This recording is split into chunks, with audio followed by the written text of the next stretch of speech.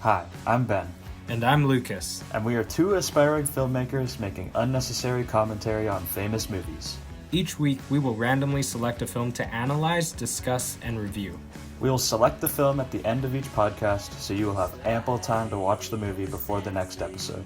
We are slightly qualified film students. Hello. All right, and we are back for Welcome another back episode. to another episode. Slightly qualified film Yeah. students. We are coming in This today week. with a film from 2019, Marriage Yep. Story, Netflix film starring Adam Driver and Scarlett Johansson. And unfortunately, Laura Dern, and also Ray Liotta. Ray Ray Liotta's in Liotta. it too.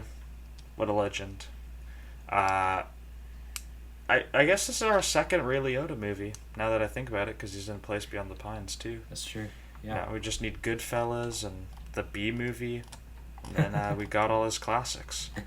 Oh yeah. Yeah, this one was hard to rewatch. I just watched it. Actually, I guess it's been like a year since I saw it for the first time. But it's a sad movie. It's very sad. It's not quite on like Manchester by the Sea levels of depressing, but it's pretty bad, man. It's definitely hard to watch at some scenes. I cried numerous times. I think maybe 3 or 4 times throughout the film. Yeah, man. This film is it's pretty awesome. I love Noah Baumbach. I love obviously The Life Aquatic, which he co-wrote, and then The Squid and the Whale is pretty good too. Not my favorite, but it's solid. Yeah, I love Noah Yeah. Baumbach. He's made some really good films. I've seen a lot of his movies. I really, I don't know, Marriage Story has never made me cry. This was my second time watching it too, and it's never made me cry. I don't know, I don't find it, super sad. I more find it, intense. It's, this raw intensity throughout it. Not in a thriller type way, but in a very, dramatic type way. And, I mean, obviously the fight scene is very grueling and brutal to watch, but a lot of it is also very just, you're just watching two people try and figure out their lives, and then they kind of just get swept up in all of the lawyer process of getting a divorce, and it becomes more and more difficult for them, especially having a kid. Yeah, and then the situation, the divorce is not the cleanest. Obviously, things are escalated, and I think one of the key things with this movie is that that Noah Baumbach wanted to do is show both perspectives equally. They even released 2 trailers for the movie, and right from the start, it's not one-sided. There's no one protagonist. You're supposed to see the goods and the bads of both sides, and yeah, it's really well written. That's something I'll give it. Noah Baumbach's an incredible writer. I want to say he's a better writer than director, but that's difficult to say because some of the movies he's directed has also been incredible, like this one. I mean, the direction in this film is pretty incredible. It's pretty honestly. awesome. Yeah. How realistic his direction is. When people are talking and they're walking into rooms while they're talking and going and doing stuff, opening cabinets. You never see that in movies. Usually when people talk in films, they're sitting at a table talking, or they're standing across from each other and talking. But in real life, you don't do that. You're walking around, you're going into other rooms. Yeah. You're grabbing clothes, you're grabbing some water, and that's real life, and I think he really captures that in this film. Totally.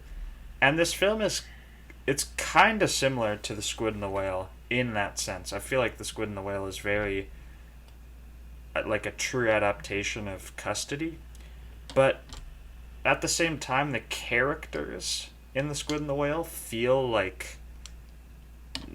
they just kind of feel like, I don't know, like pretentious. Like it doesn't feel as relatable. Right. But this movie, these seem just like everyday people. Like, they don't feel. It seems very extremely rooted in reality, which is one of the key factors that makes these performances from both Scarlett Johansson and Adam Driver incredible. Is just because it's honestly not over the top. Even though there's like insane emotional moments, they're also able to play those like casual moments super well too, and the subtleties. Like, I don't know, when like Adam Driver, Scarlett Johansson's mom still likes Adam Driver. Just like little things like that. Just little funny, non-sad tidbits or non-intense tidbits are still adding to these incredible performances. Yeah, definitely. This was one of my favorite films of 2019. It was my most anticipated film of 2019. That's funny. Yeah, I couldn't wait for this film to come out. It's like a new Star Wars. There's like all this stuff. Uncut Gems. Actually, I don't think I'd heard of Uncut Gems until like a year after it came out. Yeah. I think looking back, my highest ranked film of this year is Waves, actually. So. Oh, yeah, I guess so. Yeah, but, Waves. Yeah. I think that's the same for me. I think I have Waves at the highest. But I, like, just found out about Waves. Yeah. A few months ago. Yeah. I think I still have Uncut Gems higher than Marriage Story for sure, too. Yeah. But Marriage Story, I think Adam Driver low-key got snubbed. I mean, it's hard, because, like, just being up against Joaquin Phoenix playing the Joker is, like, impossible to win. I mean... But I don't know. I just think Adam Driver's performance is better. Yeah. Joaquin Phoenix's performance is pretty incredible, but Adam Driver's performance in this film is so... It's just so good that it deserves something. Like, I wish Joaquin hadn't swept, I wish they'd had a bit more of a fight for the Oscar. I feel like... I wish that the movies, like, came out in different years so that they could both win. But I mean, honestly, I think they could have given, like, maybe the Critics' Choice to Adam Driver, give him the BAFTA, and then let Joaquin take the Golden Globe and the Oscar. I don't know. I feel like he deserved something. But, everyone was... I mean, Joaquin Phoenix's performance is pretty incredible, and it's much more big. So a lot of people are noticed it more. So, yeah. Totally. Okay, let's get a plot summary. Oh, true. I think it was pretty vague. It's Noah Baumbach. Yeah, nice and short. A stage director and his actor wife struggle through a grueling coast-to-coast divorce that pushes them to their personal and creative extremes. Yeah. Yep. It's just about divorce. Just this couple going through divorce. It's, and like the aftermath, how it affects their relationship with their kids, with everybody. I mean, it's just a brutal portrayal. It's the real deal, man. It's harsh. It's not shying away from anything. There, obviously, the argument scene is like notably, famously intense between them. But I feel like there's multiple scenes that like match that raw energy, pretty much the entire movie. It's honestly pretty amazing, man. It's a really good movie. Really, really good. Yeah. Okay, well, let's do standout scenes here. And, I mean, the fight scene is the standout scene in this movie, without a doubt. It was my favorite scene of 2019, of all the films that came out in 2019. Yeah. It's my favorite scene. Because it's just so brutal. And... It's like a shame to not pick it. And it's the fact that even now, when I watch this film, and maybe I don't know, I watched this scene quite a few times because I was, talking about it to people and showing people, and it's like, but even now when I watched it and I was halfway through it, not really feeling anything, and I was like, okay, maybe I'm like desensitized to it now, but just when it peaks, when it climaxes, it Adam Driver doesn't saying fail. he hopes that she dies. It's just your heart starts pounding in this raw suspense intensity, and when he just crumbles to the floor and starts crying. I mean, that scene I don't think will ever fail to amaze me, no matter how many times I watch it. It's the best scene in the movie. But I chose another scene because I figured that might be a little too obvious. Sure. So I'm actually gonna choose. I really love the scene where Adam Driver is like at a bar, and he's gonna sing a song. And I read some analysis on this scene, which are very interesting, but I feel like it's one of the parts besides the raw intensity, but it's a moment where Adam Driver can really shine through his nuance of his performance. He has just, quote unquote, lost in the divorce, and we have just seen Scarlett Johansson kind of celebrating with her lawyer, singing her own song with her family, and then we see Adam Driver going through his day-to-day life in New York alone, and he sings this song randomly at the bar that's being played on the piano, and there's so much emotion and brutality in his eyes as he's singing it. He sits down for a second, then gets back up and keeps singing, and he's talking to himself as he's singing and making all of these comments, and it's all done in one take also, and it's just such a brutally nuanced scene if you just stare at his eyes and how much emotion and pain he's feeling in that moment. Even though he didn't lose the divorce in an awful way, he has lost a bit of custody of his son, like 10%, but that's still something. And he's just alone, and I think that's a really great scene. I think that my scene, other than the argument scene, is the scene where someone comes to assess how good of a parent Charlie is with Henry, and I don't know, man, the scene is just heartbreaking. Watching also hilarious. Also hilarious, but it's also heartbreaking because you're just watching Adam Driver almost realize that he isn't as connected with his son as he thought he was, because he's spending all his time working on his plays, that their bond is just kind of awkward, and it's just a very sad scene. And then it peaks obviously when he cuts himself, accidentally slits his wrist in front of her, and then he's like, yo, I didn't mean to do that, lol. And then she's like, should I get some help? And he's like, no, I'm fine. And she leaves, and he just passes out on the kitchen floor.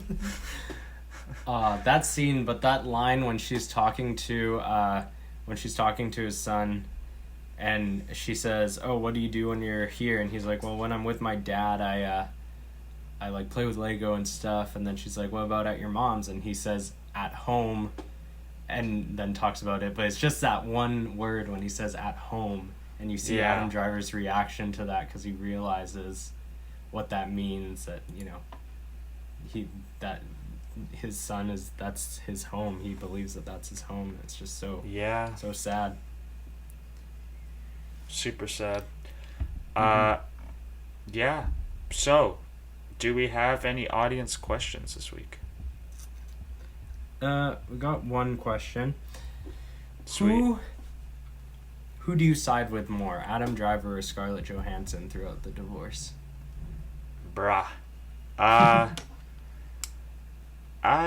don't know. I mean, I think the first time I was watching it, I had started to lean more towards Adam Driver at first, but then obviously it's revealed that he was cheating on her. And then I kind of lean the other direction. But honestly, in the end, it just kind of cancels itself out. Because, yes, Adam Driver cheated on her, but also she's the one who lawyered up and ended up getting more out of the divorce. Like, she ended up with better terms. And, I mean, it's just, like, it's impossible to pick a side. The point is, like, not to pick a side. And to just display it as everybody is in the wrong and just show the reality. So I don't know how to answer that. Yeah. Yeah. I think that it's a lot easier to side with Adam Driver in this film just because it's Adam Driver. And, you know, you just feel bad for him because he's kind of getting bullied by Laura Dern, and no one likes Laura Dern. And I no hate offense. Laura Dern. I hate Laura Dern, bro. It's good casting on their part because, you know, she is playing this kind of awful lawyer. I don't know how common it is to hate Laura Dern. I hate Laura Dern. My dad hates Laura Dern. I don't know what it is about her. I just can't stand her. It's just that she's, I don't like, know why. not even, like, that good of an actor, and she just gets to be in everything. I don't know. It's Like- just something about the way she... I don't know. Anyway, she swept the award season, won everything for this film. I mean, I do like And, October Sky, actually. She's pretty good at You know, I was watching her performance throughout this film because I watched this film before any of the awards happened, and I was like, okay, Laura Dern, show me why you won every award. Show me why you won supporting actress. And I didn't see it. I couldn't see it. It makes no sense. She doesn't Scarlett do Johansson anything. should have won supporting actress for Jojo Rabbit and gotten both. Yeah, that was a better Wow, performance. something. I mean, I'm not saying Laura Dern does a bad performance. She does what she needs to do for the character. But it's not Oscar-worthy because she doesn't really have to do anything with her character. She just kind of says some lawyer stuff and that's about it. Like, I don't know. I feel like there were a lot more interesting supporting actress performances in 2019. So many more. Way better. Yeah. But, Yeah, man. I couldn't So side with basically, anyone. Adam Driver solely because Laura Dern sucks. Yeah, sort of. But I do think, even though you do kind of subconsciously maybe side with Adam Driver, he is in the wrong at the same time. It makes no sense that he wants to be in New York. I mean, yes, it makes sense in his context, but it's in a selfish reason, and I see that also. I mean, it's very selfish what he wants, and Scarlett selfish. Johansson says that quite a few times. It's only about what he wants, and it's true, because you can tell that Charlie prefers L.A. He says it. I mean, not Charlie. Henry prefers L.A. He says it many times throughout the film. So yeah, I don't think Adam Driver is in the right here either. But just because of Laura Dern, you just kind of side with him a bit more. I don't know. You don't want Laura Dern to win. You want Ray Liotta to win. Exactly. You want Ray Liotta to take the dub. Also, wait, what's that one scene with the other lawyer where he's like, I can, like, see myself in you because, like, I just went through my second wedding, or my second marriage. He was like, just like, oh. I see, you remind me of myself after my second marriage. Yeah. Like, oh, nice, installing a lot of confidence in me. The divorce attorney has gone through a couple himself. Alright. Yeah. Nice. Well- Okay, well, if there's no more audience questions, Mm-hmm. then we'll take a quick break and then we'll hop right into the review. Awesome.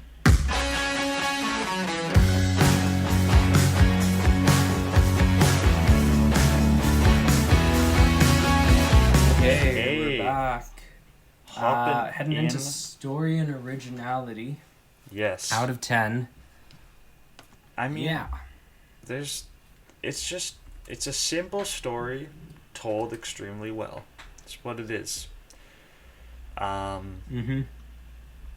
I mean, it's very rooted in reality. So I mean, there's not like crazy innovation in terms of the storytelling here.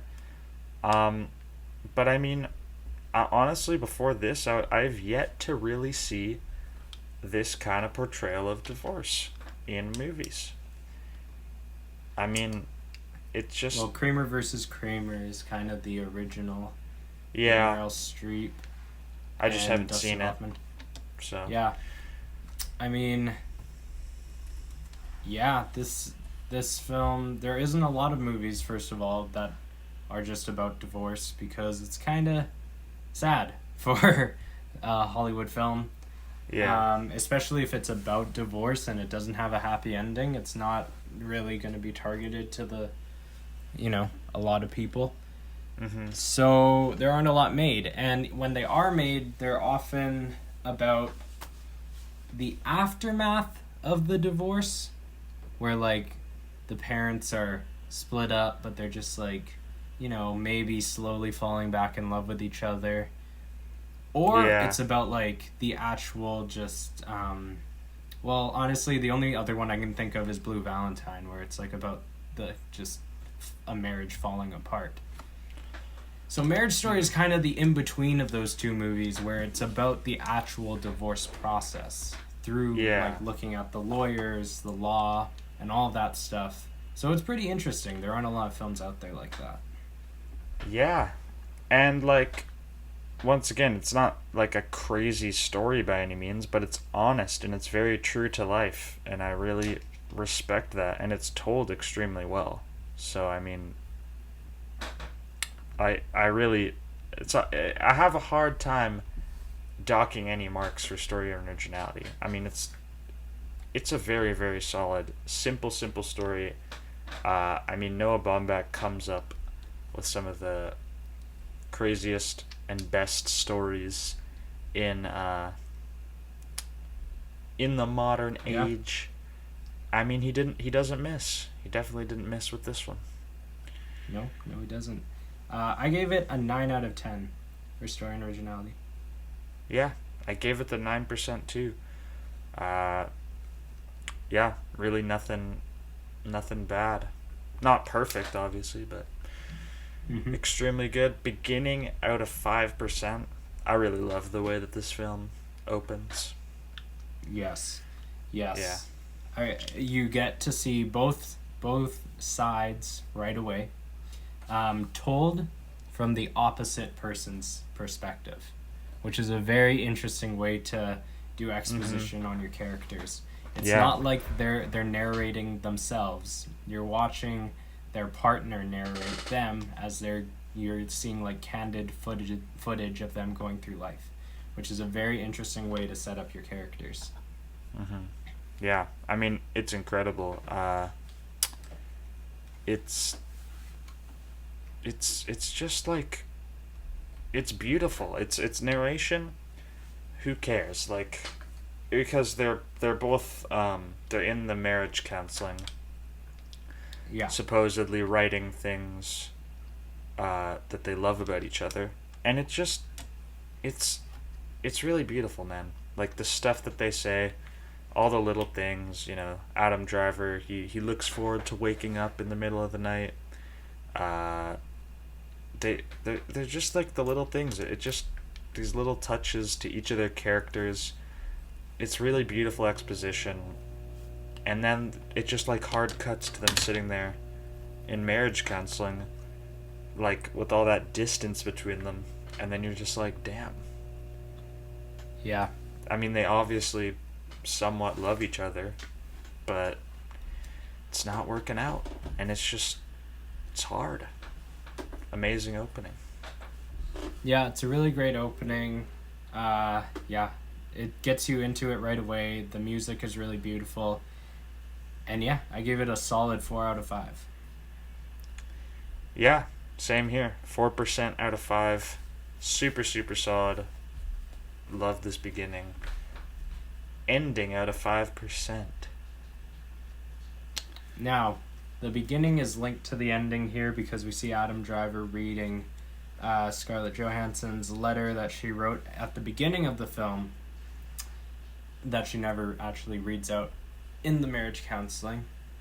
Yeah. And that scene is really beautiful. Him sitting there with his son, reading it and just crying. And then they go trick-or-treating, and he walks down the street carrying his son. And that's kind of the end of the movie. And I wept it isn't, profusely. It isn't like a fulfilling ending, Nothing. It's just real life. It's like, yeah, they're divorced now, and that's that. And it's sad, but that's life, and that's kind of how the ending plays off. And I really like that it's not trying to, make this grand ending. It's just kind of like, yeah, this is the end of their relationship, and they're still gonna be there for each other because of their kid. But other than that, that's life. That's it. Yeah, I mean, I cried a lot the first time and the second time I saw this ending. It's just like, it's not even sad, because it's not, this divorce isn't played off, well, it is, but at this moment in the ending, like, Adam Driver he didn't lose his success because of the divorce. His life isn't necessarily ruined. Like, he's gonna be able to move on, at least you think. Yeah. It's just like the harsh reality. There's nothing insanely sad about it. It's not over dramatic. It doesn't end with like him breaking down super sad. It's kind of hopeful. I mean, he moves back to LA and he's chilling with his son. So in some ways, he's happy. And yeah, it's just a super solid ending. Not perfect in my eyes, but it's pretty close. It's pretty awesome. Yeah. Yes. I gave it a 4 out of 5. I also like how the credits roll and you're just watching them walk down the street, get in their car. Mm-hmm. It's just a nice final shot there. Yeah. 4 out of 5. Yeah, let's move on. Screenplay 4%. and dialogue. Screenplay and dialogue out of 8. I mean... Now, yeah. I mean... It's full marks. It's full marks. This should have won Best Screenplay, in my opinion. I mean... It is a crime. Parasite is great, and Once Upon a Time in Hollywood, also pretty good. But Marriage Story should have won Best Screenplay here. I'm not talking about Best Picture, but Best Screenplay, it deserved, without a doubt. I think Parasite is a fantastic film, but I don't think that the screenplay is the best quality of it. Yes, it has awesome twists and turns, but that ending just, it doesn't stick the landing. Once Upon a Time in Hollywood is also really well written, but it's a little long, and I feel like Tarantino could have cut a bit out. Marriage Story is like the perfect screenplay, in my opinion. It's here's what I'll say. Parasite and Once Upon a Time in Hollywood are crazy good ideas. Like, they're much more complex and original ideas. But, like, if you're looking at it on, like, a pure dialogue and just, like, the screenplay, not even the story, just, like, the actual words written, like, Marriage Story is just far superior. Oh, yeah. Like, Parasite and Once Upon a Time in Hollywood have crazy original stories, but it's gotta be Marriage Story. It's actually criminal that the only accolade, at least at the Oscars, it got was Laura Dern. Was Laura Dern. It's ridiculous. That's so sad. That's so sad. I mean, it deserved writing the most, in my opinion. I never really expected it to win Best Picture. Best Actor, we all knew Joaquin was going to win. Best Actress, I thought Scarlett Johansson had a shot for sure. She had a chance. But Renee Zellweger was sweeping that year also. It's just a shame, man. This movie did not win enough awards. But no, it didn't. But the dialogue is fantastic in this film. It feels so natural and honest, and I love how all of the fights, especially the big fight sequence, is written. it's one of the most realistic fights you'll ever witness on film. Usually film fights are a minute long, and they consist of quick dialogue that slowly builds up until it climaxes, and that's the end.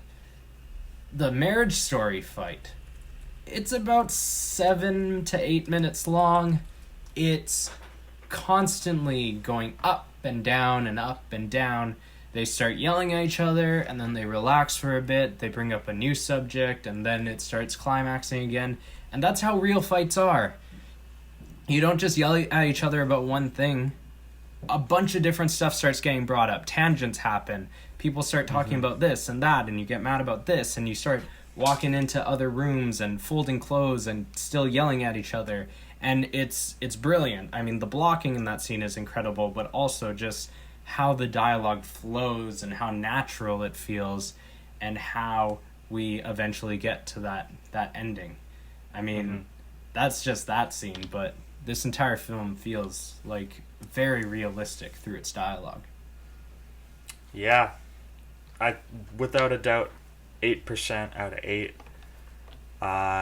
Full marks. No question.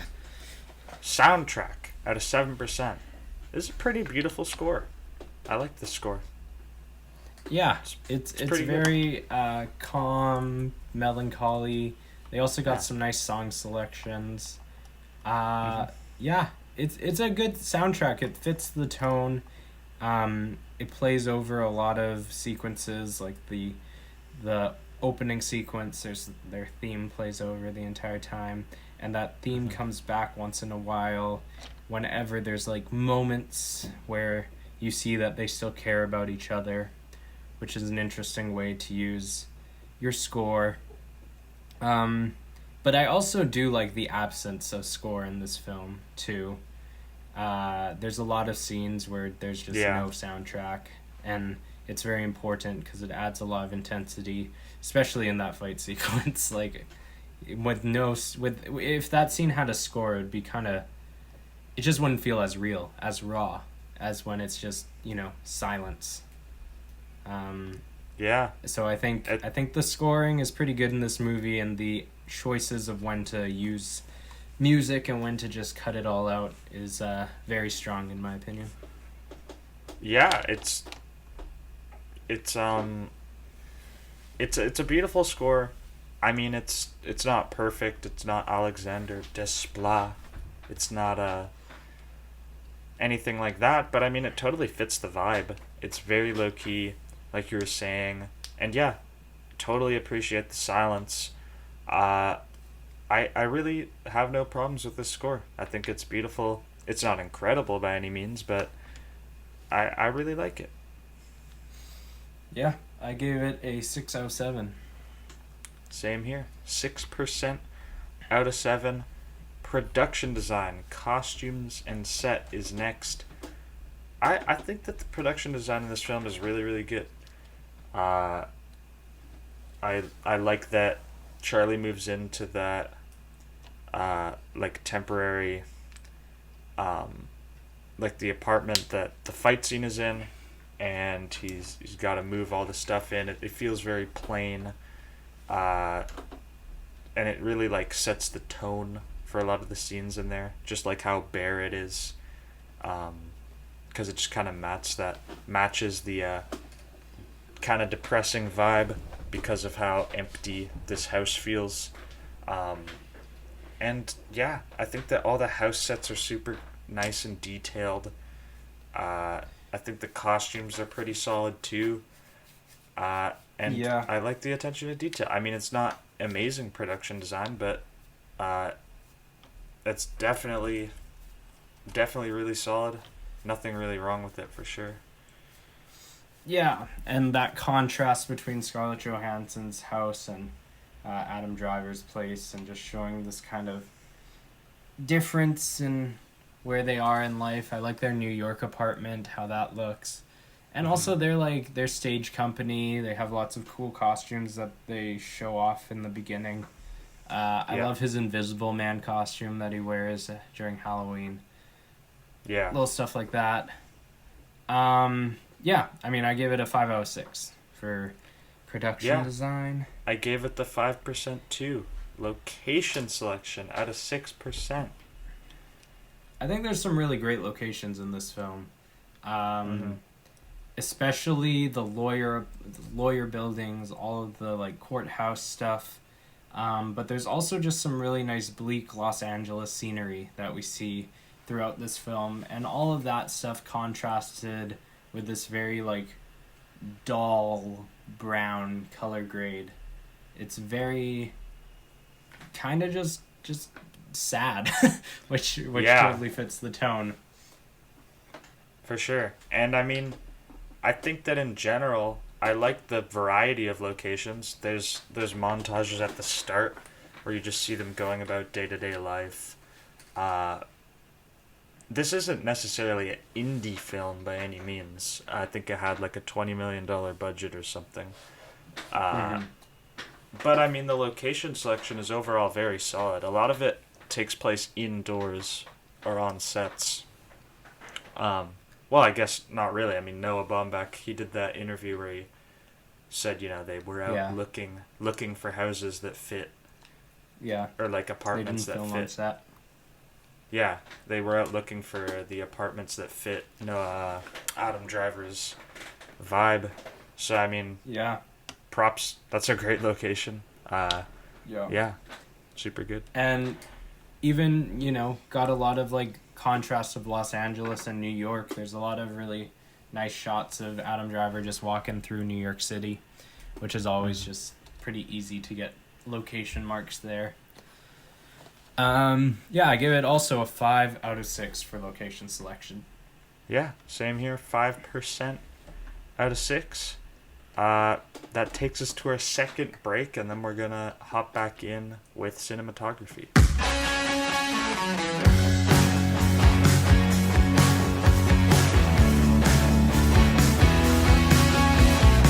Okay, we are back. Hopping into cinematography. Cinematography out of 10.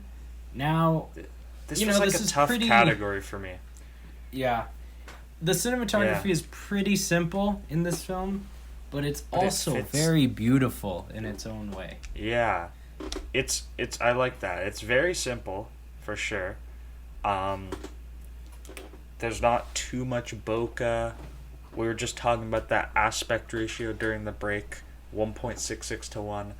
It feels just like a little more scaled back, less like you're watching a big budget movie, which I think helps it like root everything in reality, because you're watching this, it's not widescreen, it's not insanely dramatically lit, it feels very simple, and it just really lets the actors steal the show, and I appreciate that.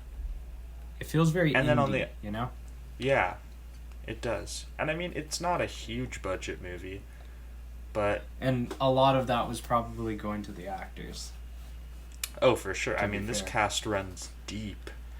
This cast 18 million, super deep. Adam Driver, Scarlett Johansson, Ray Liotta, Laura Dern were all probably getting paid the big bucks. So, I would estimate that this film actually, taking away their salaries, had like 9 million probably. Yeah. I mean,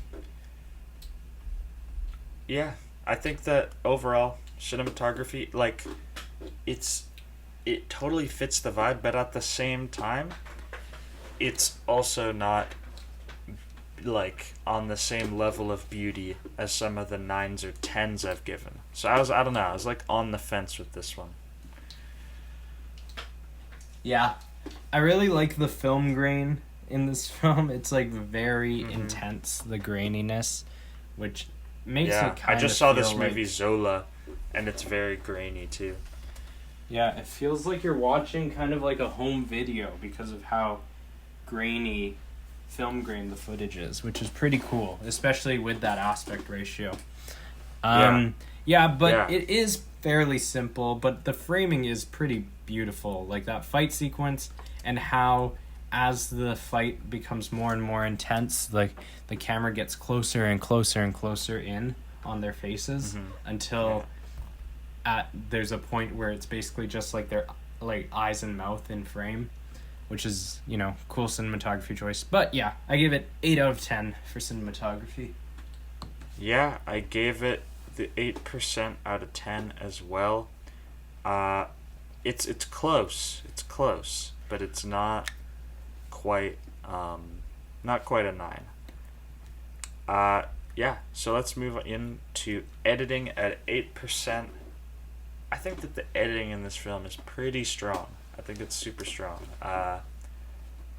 It's just the little things, like the way that the argument scene is cut together.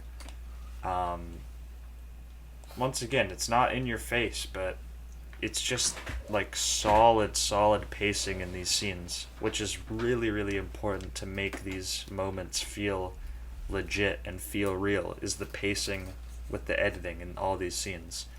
And they really nailed it. Yeah, nothing, definitely no standout mistakes or anything. I mean, it's overall solid with some excellent pacing in the more intense scenes. Yeah, excellent pacing.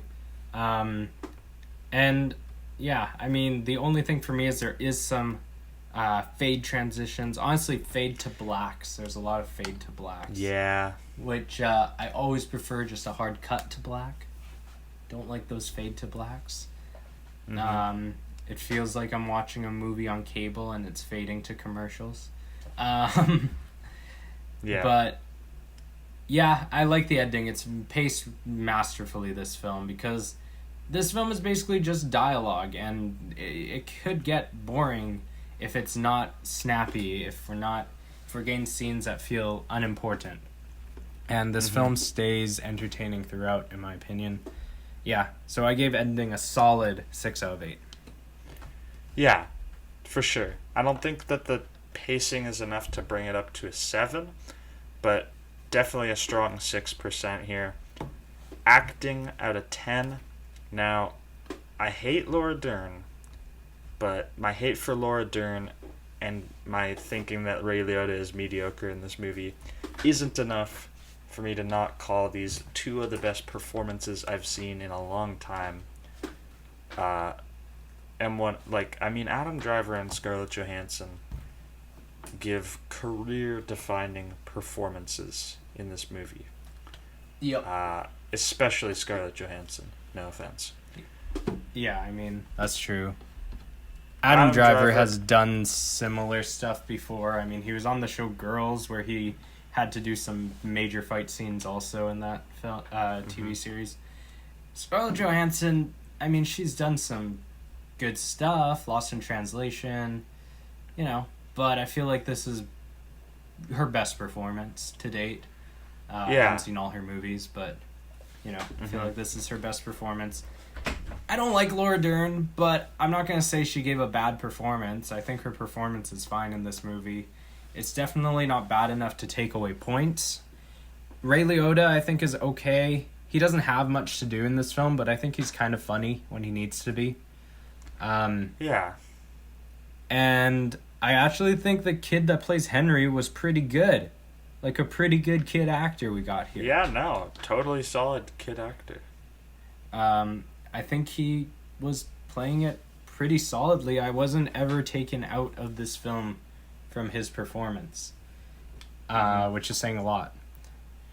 I mean, this isn't even a question for me.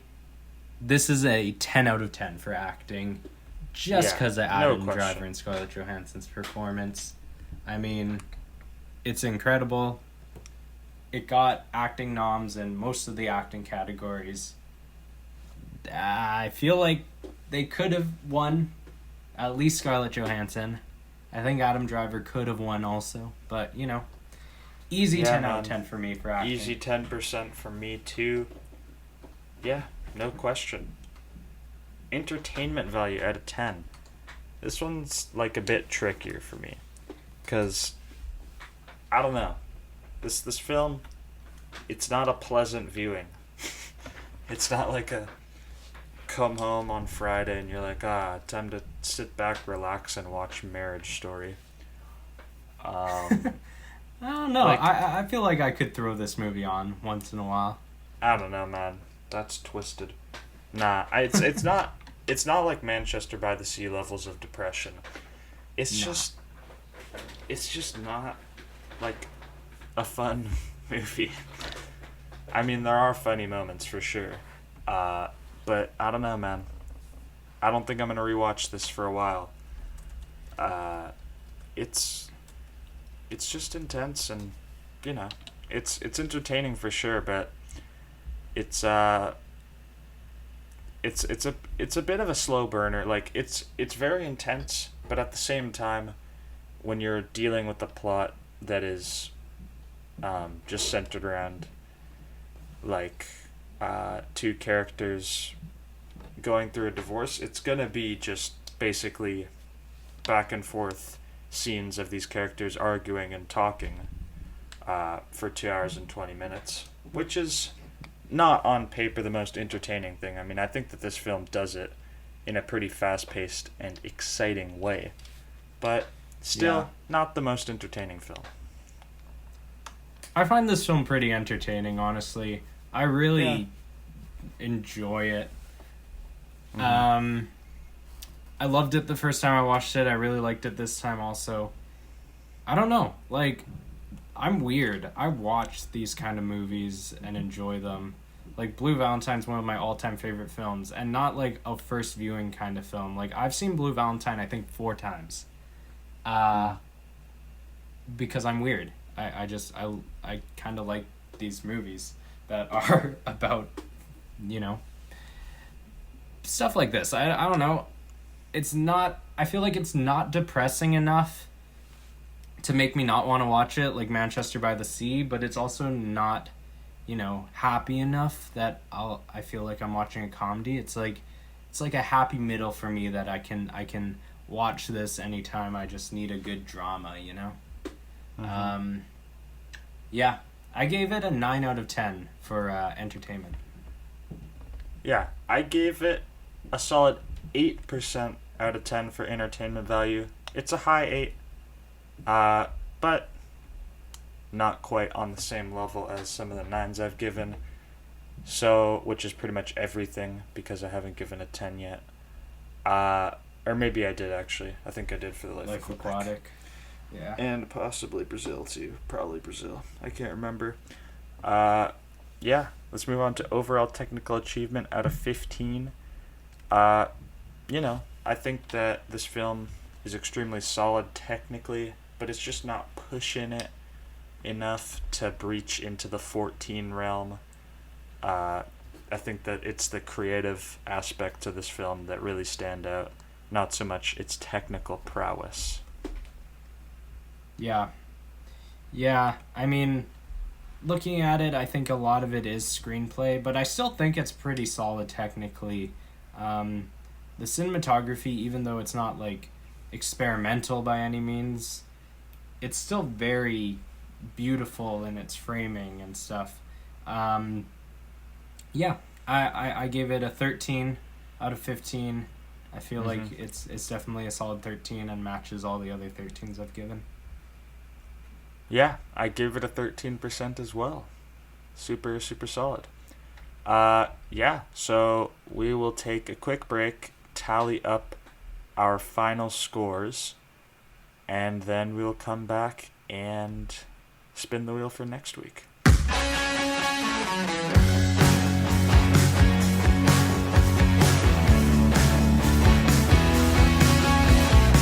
Okay, we're right. back. And we have our final scores tallied up. Final scores It's a high one. tallied up. So this film's a banger. So it's probably going to score pretty high on our list here. Yeah. Overall, Marriage Story, I gave it an 86%. So it's an A. It gets the A minus. Nice. Yeah. 86%. Yeah, and I gave Marriage Story an 87%. Yeah. Pretty much agreed on this The only one. difference was entertainment value. Yeah, so this puts it tied exactly with Spider-Man Into the Spider-Verse. Ooh. It's tough. That's interesting. I mean, I think I prefer Marriage Story as a film, for sure. Yeah. Yeah. I agree. So that means that so. Marriage Story is moving into our number 12 spot, and Spider-Man is down to the number 13 spot. So Good Will Hunting is no longer in our top 15. Wow. That's incredible. That's rough. Let's go. I mean, yeah, it's a screenplay film. Yeah. Yeah. Even though it's like in my top 20 of all time. Damn. Okay. Well, it's time to spin the wheel and see what we're getting next week. Let's go. I want a thriller. I want something exciting. Ben and I both want a thriller. We want something hype. And I really want to rewatch Fear and Loathing too. So I haven't seen it in like a year, so I want to do that too. Okay, I got QuickTime Player up. New screen recording. Turn up my volume. Okay, and we are spinning. In 3, 2, 1.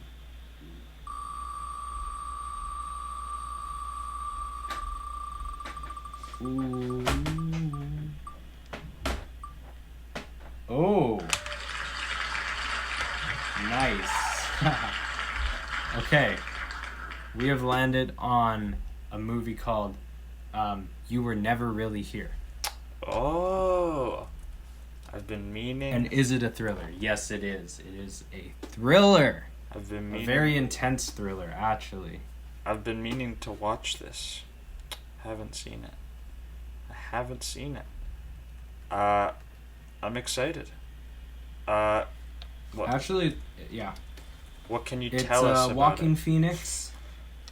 It is extremely intense. It's pretty brutal, honestly, in its content.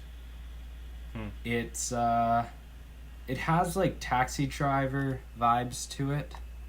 Actually quite a bit, but it's I would say even darker than Taxi Driver. Yeah. I watched this movie like 3 years ago, and it kind of disturbed me, but I'm kind of hyped to rewatch it. Damn. I don't remember it that well. The director, Lynn Ramsey, is the director of We Need to Talk About Kevin, and also We Need to Talk About Kevin. Ratcatcher, which I've been meaning to watch. Which, if anyone has seen We Need to Talk About Kevin, it has a very similar tone, this movie. Very raw intensity. Yeah, that's for sure. You can say that again. So I have the plot synopsis here. When a teenage girl goes missing, a jaded, brutal enforcer attempts a rescue mission. He uncovers corruption and abuse of power along the way and will use any means necessary to save this girl. Damn. Cool. I'm excited. I don't know if it's streaming or anything, but everybody gotta... I believe it's on Amazon. Okay. So if anyone has... Gotta find a way to watch it before next week. There. Yeah. So we're coming in with You Were Never Really Here next week. Thank you for listening to Marriage Story. Yeah. I'll see you guys next week. We will see you all next week. Bye-bye. Thank you for listening to Slightly Qualified Film Students. Make sure to tune in next week for a new film discussion and review. Our theme song is Slightly Sexy by Thompson Springs. Make sure to subscribe and leave us a like. Send us feedback and comments as well as your thoughts on the film. Follow us on Instagram and Twitter at S_Q_F_S. If you would like to send us a question or a comment for next week's episode, you can email us at sqfilmstudents@gmail.com. Thanks for listening, and we'll see you all next week. Bye.